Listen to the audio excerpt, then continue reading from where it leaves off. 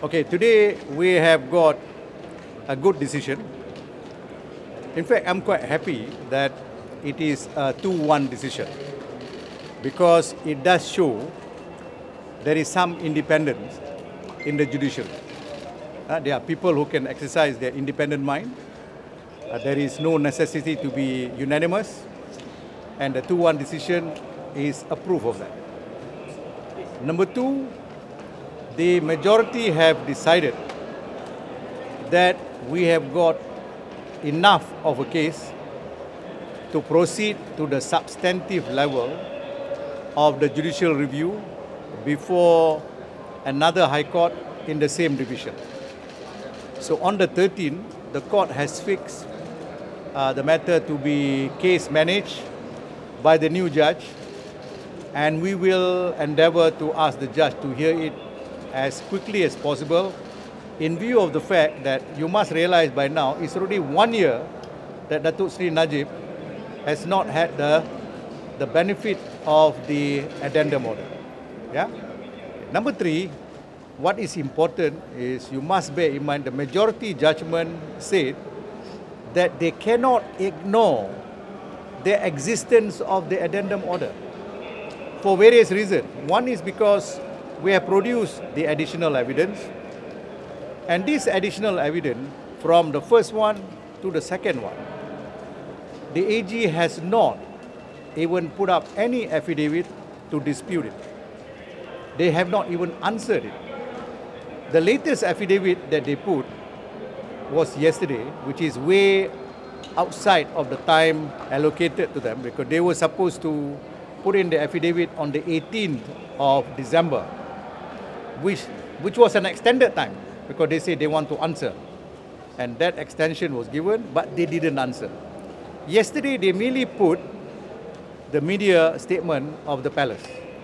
But the media statement of the palace says nothing except to repeat what Article 42 of the Federal Constitution has already provided. So it doesn't take us anywhere. In fact, even the chairman today said the media statement of the palace doesn't take us anywhere, neither here nor there, because he just stated what is in fact the law under Article 42. All right? So we're happy that finally Datuk Sri Najib has got a win. Okay, because we have been quite thirsty of a win. Everywhere we get knocked down. But today we see some glimmer of hope, and we hope that this positivity will continue from the 13th of this month before a different judge, and hopefully we get a judgment in favour of us, and we can bring back Datuk Sri Najib home to serve his sentence at home. All right? Yes, yes. There be a reaction, 2 thumbs up. From afar, I saw the 2 thumbs up. He was happy, and in fact very relieved that finally they recognize some element of injustice that has been placed against him. So he's hoping to see and to start breathing again. Yeah, he has been sleepless in the prison, to tell you the truth, because he was worried whether he's going to get fair trial and fair hearing again at discipline. Okay? So how soon do you expect Datuk Sri Najib to be released? Well, it depends on the judge. If the judge decides in our favour, say within a month, he goes back within a month. Tan Sri, I'm sure there are a lot of red faces in the government administration right now. Do you see this as a constitutional crisis coming up? You see, I did say just now, in fact we have proven here, somebody is hiding the addendum order quite clearly, because until today we haven't seen the official addendum order that Sultan of Pahang signed and provided to the board and to the secretariat at the Istana. Because mind you, 29 was his virtually last day. On the 30th, he travelled back to Pahang, escorted by Tengku Zafrul.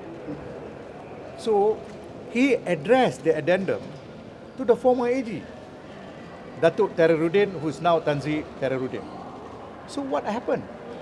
What did the former AG do with the addendum? You see, they are the one who said the Agung's order cannot be challenged. You must respect 100%. But that's very ironical, isn't it? We are the one respecting. They are the one not respecting because they hit the addendum.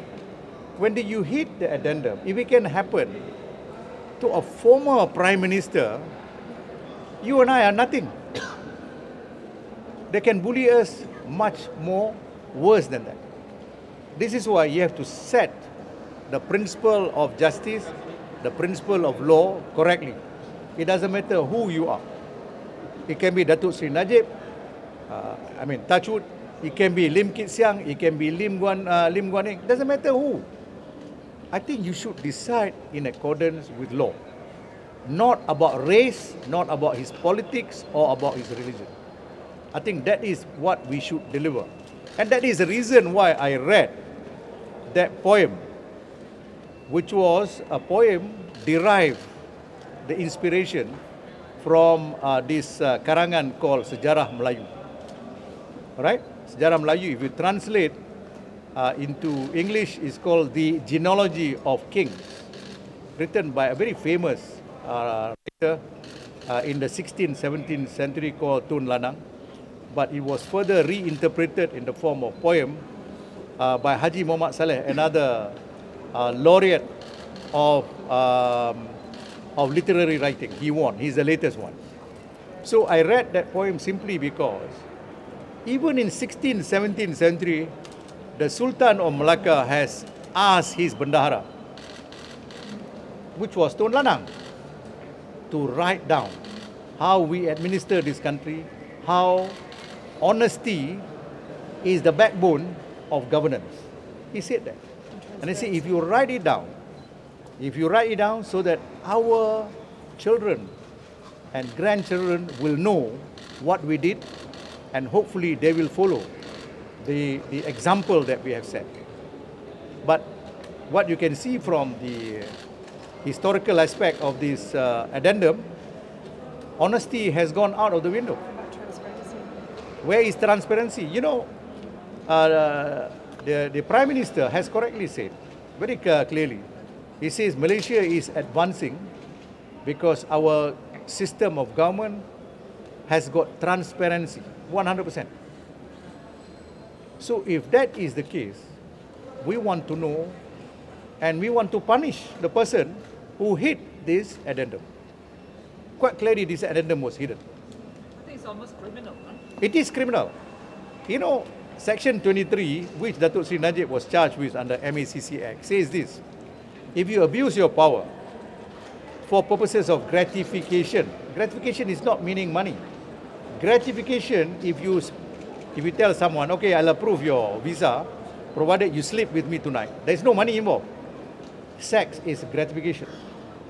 Here, the gratification is that he wants to make, whoever it is, wants to make sure Datuk Sri Najib remains in the prison. That gratifies him. So it is an abuse of power. Alright? So it is a clear offense. That's right. Yes.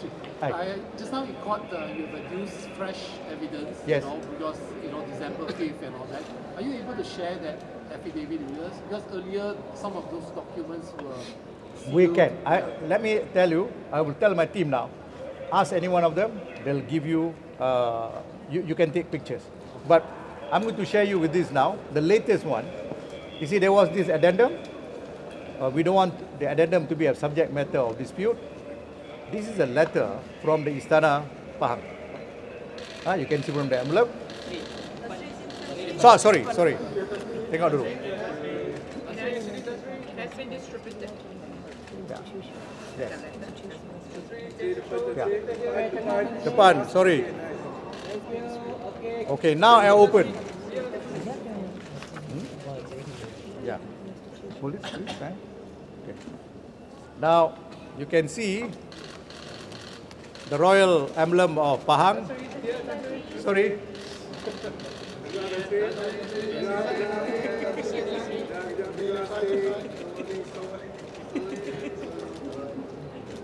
Okay. Then I open it. There's only one letter here. This is the letter confirming from the palace that the Sultan, as the Young Di-Pertuan Agong number 16, has issued the addendum. You see that?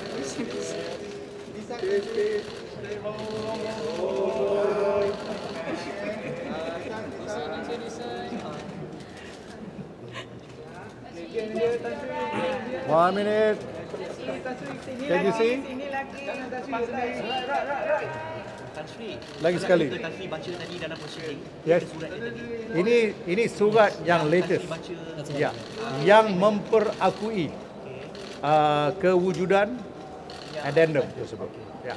Bahawa addendum tersebut dikeluarkan di bawah tangan Tuanku Sultan Pahang. Okay? So what else can be doubtful? So who is the culprit who's hiding the addendum? Can you imagine in an institution of government, the Agong's order is hidden? So what kind of transparency we have in this country? All right? Are you going to pursue any action on that? Why? Well, we will decide on something only after the case. Okay? Given that Khairuddin is now the federal court judge, should he resign? That this happened during his time when you filed the case. If he is involved, let's be fair to him because nobody has heard him. If he is involved in not enforcing it, I think he should resign. But if he's involved, but he may not be involved, I don't know. Maybe somebody else who never gave it to him. We don't know. Okay? But somebody is a rascal, or maybe more than one, who has hidden the order that compels the king. You know, kings in Malaysia normally, they have their elegant silence. They don't want to get embroiled into any conflict. But can you imagine the king is forced to come out from his elegant silence into issuing this letter? So what kind of country are we living in? Okay? Masukkan. Thank you. Tan Sri, Yes. question. This whole thing came about because Tan Sri sued the government, Right. asking about the addendum and where is it and whatever. So I think about 6 parties involved in the naming of the suit, right? 7. 7, Because 7 is the government of Malaysia. right? So push forward to 13th and beyond. I mean, if the judge finds that this addendum is legit and it exists, it's going to happen.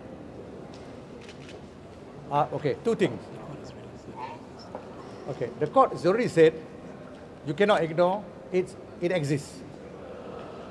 I think the next thing is, if they agree it exists, they may want to argue that it may not be valid, which to me is going to be a very difficult climb, because we have already decided in many cases by the federal court and the Supreme Court that once the Agong sign, it doesn't matter whether the processes are not valid.